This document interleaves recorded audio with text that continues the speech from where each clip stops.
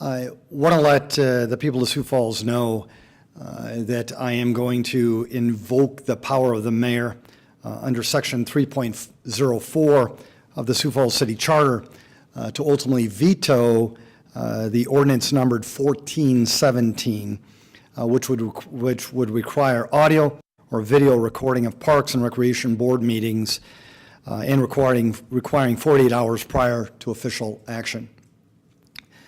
It is in the best interests of the citizens and the city government that the city not adopt a recording requirement for a citizen board meeting. And it's not just the Parks and Rec Board meetings. It's the others. It certainly are soon to follow, whether it be REMSA, whether it be the Sports Authority, the Airport Authority, the Library Board, whatever. It's not in the best interests of city government or those citizens to adopt that recording requirement. The City of Sioux Falls is certainly committed to open and transparent government, and so is this mayor.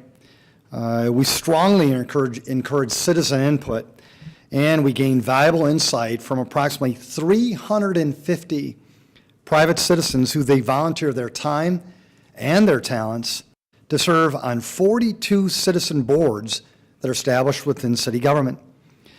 These are citizen board meetings,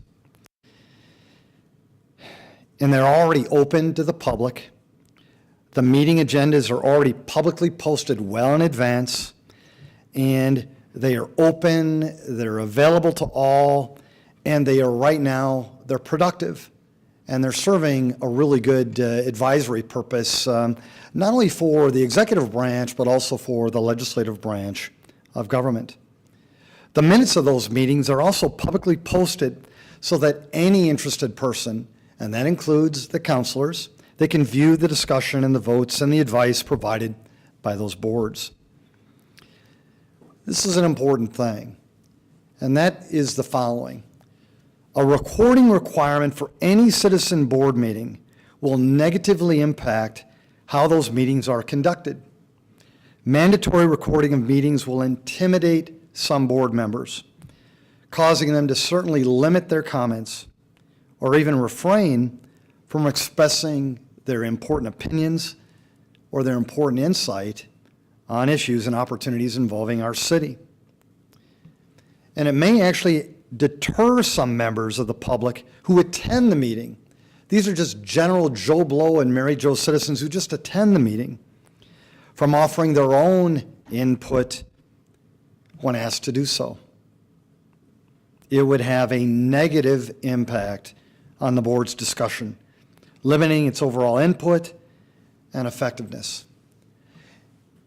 And there's been some talk about, well, you know, these are citizens that, you know, they should be treated like any other elected official or public official. Nothing can be farther from the truth. Folks, these are citizens. They're not elected. They're not paid. The work that they do is just advisory in nature. They have absolutely no spending authority, none. And their decisions, though they're important, they're advisory, they're not binding. The council knows this. The executive branch knows this. I know it. And maybe most importantly, they know it.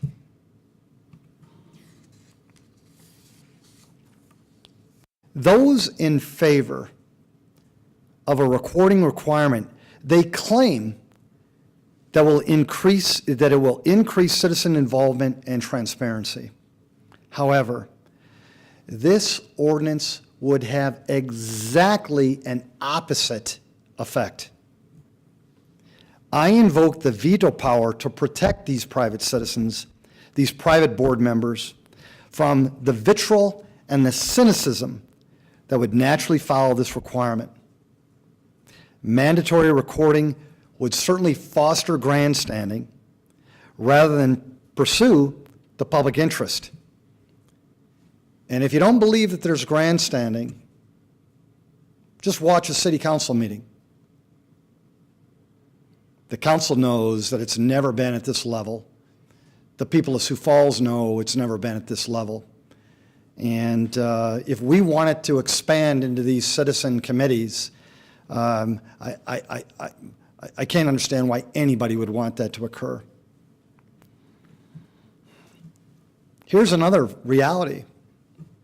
We are struggling finding people who actually want to serve. Serve in an elected role, but also serve in just a citizen role. It's happening all over Sioux Falls. It's happening all over South Dakota. And it's happening all over America for some of the same reasons that I just talked about. Due to the increase in negativity and incivility of public dialogue at all levels, it has become increasingly difficult to attract and retain qualified applicants to at least our citizen boards. And the council knows this. We've heard it. Members of boards have expressed their own concern about their continued board service if their respective boards are subjected to this recording requirement. Here's what's so interesting. These citizens, they actually don't seek the spotlight. They don't. They're not doing it to be on TV. They're not doing it to be in the news. They're doing it to serve. Actually, most of them, that's the last thing they want is the spotlight. They just actually want to simply volunteer to provide their insight to city government while keeping their private lives intact. A recording requirement for the Parks and Rec Board, and certainly other boards to come, may lead to the eventual dissolution of some citizen boards due to the lack of qualified applicants. And if you don't believe that, council, be the mayor. Be the mayor. Because when I was elected mayor, I wanted to make sure that we found as many people that would serve and play an active part in city government. And it is certainly has been one of the more challenging things that I've had to do. And we've taken it very, very seriously. For the reasons that I have talked about here today, I am going to respectfully, and I say respectfully, submit this veto for the citizens of the City of Sioux Falls and city government as a whole. I do respect the work and the sacrifice of the council. But there are going to be times where we're going to disagree. This is only the second time in 7 years that I vetoed something from the council. It's only the second. This isn't a power trip. This isn't a trend that has been following this mayor for 7 years. It's not a sign that the executive branch and the legislative branch are not working together. Folks, it's the second time in 7 years that I vetoed something. But let me be clear. My role and my goal is to serve the citizens as a whole, the city as a whole, not just a specific group that wants a certain thing done. If I don't believe it's right for the city that I serve as a whole, I'm not going to support it. And in this case, I'm going to veto it.